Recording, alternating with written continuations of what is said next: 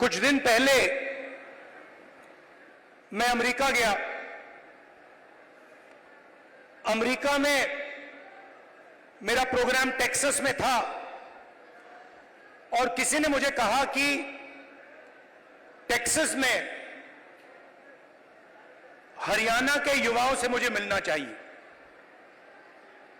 पता नहीं आपने वीडियो देखा नहीं देखा? देखा। मैं आज आपसे उस वीडियो के बारे में बोलना चाहता हूं, क्योंकि अगर आज आप हरियाणा को समझना चाहते हो तो जो भी समझना है उस वीडियो के अंदर है। सबसे पहले जब मुझे बताया गया कि हरियाणा से हजारों लोग, 15-20 हजार लोग अमेरिका गए हैं, मैं हैरान हुआ। हरियाणा से इतने लोग अमेरिका क्यों जा रहे हैं, मेरे दिमाग में सवाल उठा।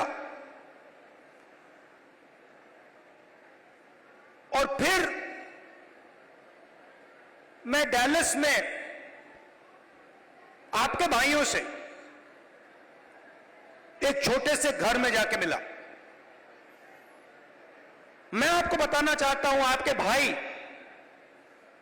डैलस में एक कमरे में 15-20 लोग सोते हैं। मैंने उनसे पूछा, आप अमेरिका कैसे आए? देशों की लिस्ट दे दी। पहले हम यहां गए, टर्की गए, कजाकिस्तान गए, कजाकिस्तान से साउथ अमेरिका गए, साउथ अमेरिका से एक के बाद एक, एक के बाद एक, एक के बाद एक हम दूसरे देशों से निकले और फिर हम पनामा के जंगलों से निकलकर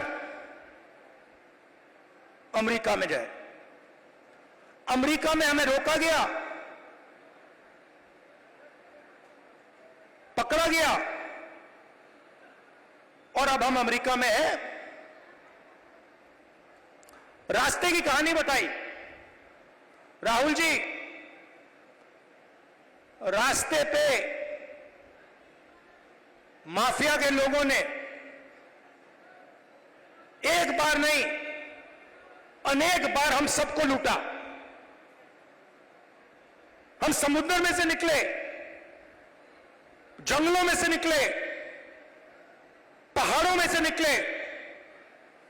हमारे भाइयों को मरते हुए हमने देखा है, जंगल में मरते हुए देखा है, गिरकर मरते हुए देखा है, अपनी आंखों से देखा है। फिर मैंने सवाल पूछा, मैंने कहा कि भैया ये जो आपने सफर किया है, आप अमीर लोग तो नहीं हो। इस सफर के लिए, प्लेन टिकट के लिए, नाव के लिए, गाड़ी के लिए आपने कितना पैसा दिया? अमेरिका में घुसने के लिए आपने किसका पैसा दिया? राहुल जी, कम से कम 35 लाख रुपए अमेरिका में जाने के लगते हैं। फिर मैंने सवाल पूछा, भाई एक बात बताओ, आप 35 लाख रुपए ब्याज लिए हो या आपने अपना खेत बेचा? आधों ने कहा कि भैया हमने अपना खेत बेचा, दूसरों ने कहा हम ब्याज लिए। मैंने कहा किस रेट पर ब्याज लियो? कहते हैं 2% प्रति महीना। फिर मैंने पूछा, भैया एक बात समझाओ, आपने 30 लाख, 35 लाख, 50 लाख कर्जा लिया है, आप अमेरिका जा रहे हो, 50 लाख रुपए से तो आप हरियाणा में ही बिजनेस चला लोगे। जैसे मैंने ये बात बोली हंसने लग गए। कहते राहुल जी क्या बोल रहे हो आप? 50 लाख रुपए से हरियाणा में बिजनेस नहीं चालू हो सकता है। अगर हमने 50 लाख रुपए, ये 50 लाख रुपए हरियाणा में बिजनेस चालू करने के लिए लगा दिए होते तो हमारा बिजनेस फेल हो जाता। किसी ने मुझे यह भी कहा कि राहुल जी मैंने ट्राई किया, फेल हो गया। बेरोजगारी है, महंगाई है। और जब उन्होंने मुझे बोला, मुझे दुख हुआ। उन्होंने बोला राहुल जी हरियाणा में हमारे जैसे लोगों के लिए अब कुछ नहीं बचा है।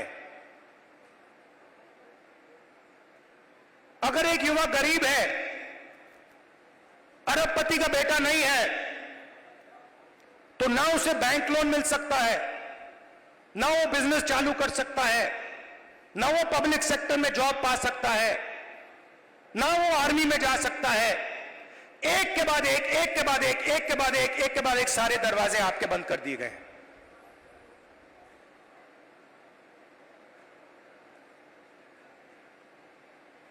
मैं जब उस घर से निकला, मैं सोच रहा था कि अगर इनकी ये हालत है तो इनके बच्चों की क्या हालत है। ये तो यहां है, कोई ट्रक चला रहा है, कोई जॉब कर रहा है, पैसा कमा रहे हैं। मेरे माइंड में आया कि इनके बच्चे क्या कर रहे हैं, इनकी फैमिली क्या कर रही है। कमरे में मैंने बात उठाई थी। मैंने कहा कि आप फैमिली से मिलते हो? नहीं राहुल जी, हम 10 साल के लिए अपने बच्चों से नहीं मिल पाएंगे, अपने परिवार से नहीं मिल पाएंगे, हमारे माता पिता मर जाएंगे मगर हम वापस नहीं जा पाएंगे। और फिर एक व्यक्ति ने मुझे कहा राहुल जी एक काम कीजिए, जब आप वापस हिंदुस्तान जाएंगे तो आप 5 मिनट के लिए हमारे परिवारों से मिल लीजिए और उनको कह दीजिए कि हम ठीक हैं, हम सलामत हैं। मैंने उनसे कहा कि भाई बताओ, आपके पास तो मोबाइल फोन तो होगा, वीडियो कॉल करते होगे, तो उनको तो मालूम होगा। वो मुझे कहते हैं नहीं राहुल जी, वो मानते नहीं है। हम वीडियो फोन पे कॉल करते हैं और हमारे बच्चे मानते नहीं है कि हम ठीक हैं। अजीब सी बात है। फिर मैं करनाल गया सुबह 4 बजे, कि मैं चाहता था कि मीडिया वाले ना पकड़ लें, मुझे तंग करते हैं। मैंने इनको मित्रों कहा, मतलब ये है अदानी के मित्र, अंबानी के मित्र। मैं गया 4 बजे सुबह, वहां बैठ गए, बातचीत शुरू। एक मेंबर परिवार का यूएस में वीडियो कॉल चल रहा है, 6-7 लोग उस साइड डैलस में बैठे हैं, 20-25 लोग परिवार यहां बैठे हैं। मैं सोच रहा हूं ये हो क्या रहा है। और फिर छोटा सा बच्चा दौड़ता हुआ वो कंप्यूटर के पास जाता है, कंप्यूटर को ऐसे पकड़ता है और इतनी जोरों से चीखता है कि मैंने मतलब शायद अपनी लाइफ में ये चीख नहीं सुनी। कांपता हुआ चीखता है, पापा पापा पापा वापस आओ। और पिता कुछ नहीं कह पाता है।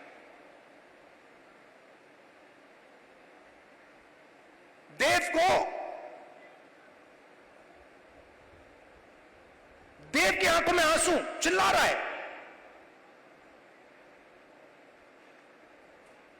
और पिता हजारों किलोमीटर दूर मुस्कुराने की कोशिश कर रहा है, नहीं मैं ठीक हूं। किसी ने कहा बच्चा इमोशनल हो गया। मैंने माइंड में सोचा कि इमोशनल हो गया, इसके हर रोज सीने में छुरे लग रहे हैं, इमोशनल शब्द का क्या मतलब है? वो अपने पिता को 10 साल के लिए नहीं देखेगा, छू नहीं पाएगा, गले नहीं लग पाएगा। क्यों? क्योंकि हरियाणा की सरकार ने हरियाणा को नष्ट कर दिया है, खत्म कर दिया है। वो देख की चीखें नहीं थी, वो हरियाणा के हर युवा के चीखें हैं। और जब वो बोल रहा था, मैं सोच रहा था कि इलेक्शन सब कुछ ठीक है, मगर हरियाणा में जो लाखों बच्चे इस प्रकार से रो रहे हैं, चीख रहे हैं, कांग्रेस पार्टी का काम उनके आंसू को पोंछने का है, उनके चीखों को बंद करने का है। हरियाणा एक साथ लड़ेगा, सबकी सरकार बनेगी, खुशी से बनेगी। चुनाव में कांग्रेस पार्टी स्वीप करने जा रही है, स्वीप करने जा रही है, आंधी आ रही है, और हम सबकी सरकार बनाएंगे। किसी एक की सरकार नहीं होगी, पूरे हरियाणा की सरकार होगी। इसमें सबकी इज्जत होगी, सबकी रिस्पेक्ट होगी, सबकी जगह होगी।